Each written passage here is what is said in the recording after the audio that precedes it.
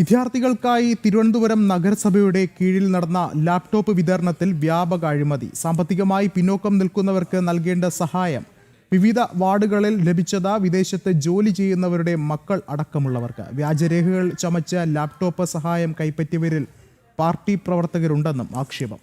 വഴിവിട്ട സഹായം കൈമാറിയതിന്റെ RTI രേഖകൾ ജനം ടിവിക്ക്. കൂടുതൽ വിവരങ്ങളുമായി ശാലിനി ചേർന്നുണ്ട്. ശാലിനി, എന്തൊക്കെയാണ് ഗുരുതരമായ വിവരങ്ങൾ പുറത്തുവരുന്നത്?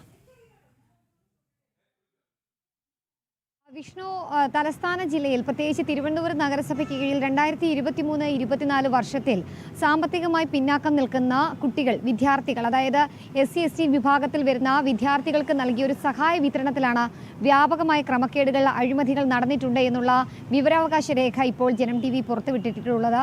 അതിലേറ്റവും ശ്രദ്ധേയമായിട്ടുള്ള കാര്യം, ഈ വ്യാപകമായി സഹായം ആൾക്കാരിലേക്ക് എത്തിക്കുമ്പോൾ ആ സഹായം ലഭ്യമാകേണ്ട അർഹർ ഒരു ഭാഗത്ത് നിൽക്കുമ്പോഴാണ് അനർഹരായിട്ടുള്ള നിരവധി ആളുകളുടെ കൈകളിലേക്ക് പാർട്ടി പിൻബലത്തോടുകൂടി സഹായം എത്തുന്നത് എന്നുള്ളതാണ് ശ്രദ്ധേയമായിട്ടുള്ള കാര്യം. നമ്മൾ പരിശോധിച്ചത് ഇപ്പോൾ RTI രേഖകൾ എന്നുള്ളത് വെട്ടുകാട് വാർഡിലെ മാത്രമാണ്. വെട്ടുകാട് വാർഡിൽ പ്രധാനമായും ഏകദേശം 20-ലധികം പേർക്ക് ഈ സഹായം ലഭ്യമായിട്ടുണ്ട്. ആ സഹായം ലഭിച്ചവരിൽ കൂടുതൽ ആളുകളും അല്ലെങ്കിൽ കൂടുതൽ വിദ്യാർത്ഥികളും ഈ പുറത്തുനിന്ന്, വിദേശത്ത് നിന്നടക്കം വരുമാനമുള്ള രക്ഷിതാക്കളുടെ മക്കളാണ് എന്നുള്ളതാണ് ഏറ്റവും ശ്രദ്ധേയമായിട്ടുള്ള കാര്യം. സർക്കാർ ഈ പദ്ധതി ആഹ്വാനം ചെയ്തപ്പോഴും ഒപ്പം തന്നെ സർക്കാരിൻ്റെ ആ ഒരു പദ്ധതിയുടെ കണ്ടന്റ് എന്നുള്ളത് സാമ്പത്തികമായി പിന്നാക്കം നിൽക്കുന്ന, വരുമാനമടക്കം കുറഞ്ഞു നിൽക്കുന്ന ഒരു കുടുംബത്തിലെ വിദ്യാർത്ഥിക്കാണ് പഠന ആവശ്യത്തിനായി പഠനോപകരണം എന്നുള്ള രീതിയിൽ ലാപ്ടോപ്പ് നൽകുന്നത്. ഇതിൽ 3ഓളം വിദ്യാർത്ഥികൾ പ്രധാനമായും വിദേശത്ത് ജോലി ചെയ്യുന്ന രക്ഷിതാക്കളുടെ മക്കളാണ് എന്നുള്ളതാണ്. അതിൽ വ്യാജരേഖകൾ അടക്കം ചമച്ചുകൊണ്ടാണ് അവിടുത്തെ കൗൺസിലർമാർ അടക്കമുള്ളവർ ഇത്തരത്തിലുള്ള ഇടപെടൽ നടത്തിയിട്ടുള്ളത് 2023-24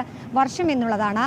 ഈ മുട്ടത്തറ വാർഡിൽ താമസിക്കുന്നവർ, ആ മുട്ടത്തറ വാർഡിന് കീഴിൽ താമസിക്കുന്നവർ വ്യാജമായിട്ട് രേഖകൾ ഉണ്ടാക്കി വെട്ടുകാട് വാർഡിൽ വന്ന് സഹായം വാങ്ങുക, വെട്ടുകാട് വാർഡിൽ സഹായം വാങ്ങേണ്ട ആളുകൾ വ്യാജമായി മറ്റ് വില്ലേജ് ഓഫീസുകളുടെ രേഖകൾ ഉണ്ടാക്കുക, അങ്ങനെ വ്യാജമായ രേഖകൾ ചമച്ചുകൊണ്ട് സർക്കാരിനെയും നഗരസഭയും അടക്കം തെറ്റിദ്ധരിപ്പിച്ചുകൊണ്ടാണ് ഇത്തരത്തിലുള്ള ഇടപെടലും ഒപ്പം തന്നെ സഹായം വാങ്ങുകയും ചെയ്തിട്ടുള്ളത് എന്നുള്ളതാണ്. 40,000 മുതൽ 60,000 രൂപ വരെയൊക്കെ പ്രതിവർഷം വരുമാനമുള്ള വ്യക്തികൾക്കടക്കം ഈ സഹായം എത്തിയിട്ടുണ്ട് എന്ന് RTI രേഖകൾ പുറത്തു വരുന്നുണ്ട്. അതിൽ ഏറ്റവും ശ്രദ്ധേയമായിട്ടുള്ള കാര്യം, ഈ പല കാര്യങ്ങളിലും സർട്ടിഫിക്കറ്റ് നൽകേണ്ട അല്ലെങ്കിൽ സർട്ടിഫിക്കറ്റ് നൽകേണ്ട വില്ലേജ് ഉദ്യോഗസ്ഥരടക്കമുള്ളവർ കൃത്യമായ രേഖകൾ പരിശോധിക്കാതെ കൃത്യമായിട്ടുള്ള സാമ്പത്തിക കണക്കുകളൊന്നുമല്ല ഇവിടെ നൽകിയിട്ടുള്ളത് എന്നുള്ളതാണ്.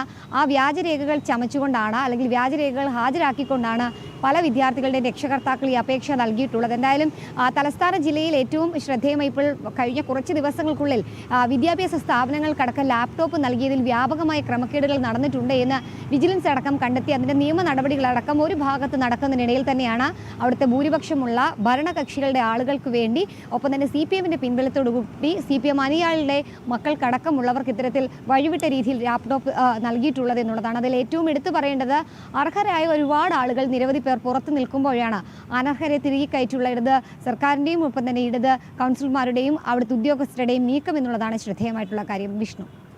ശരി, ശാലിനിയാണ് വിവരങ്ങൾ നൽകിയത്.